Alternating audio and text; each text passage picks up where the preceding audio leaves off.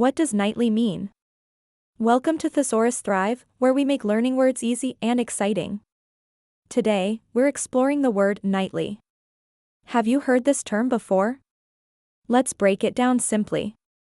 The word knightly is an adjective that describes anything related to a knight or the qualities of a knight.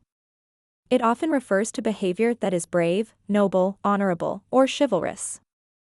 For example, when someone helps others selflessly, we might say they have a knightly virtues. Definition of knightly. The word knightly means showing the qualities of a knight, such as bravery, loyalty, honor, and kindness. It also refers to anything resembling the style or actions of knights from the medieval era. Synonyms for knightly.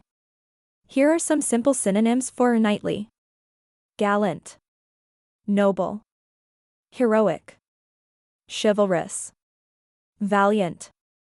These words can all be used when describing someone who shows courage, respect, and dignity. Using knightly in sentences. His knightly actions earned him respect from everyone in the village. The soldier behaved in a truly knightly manner during the mission. Her knightly spirit was evident when she defended her friend with bravery.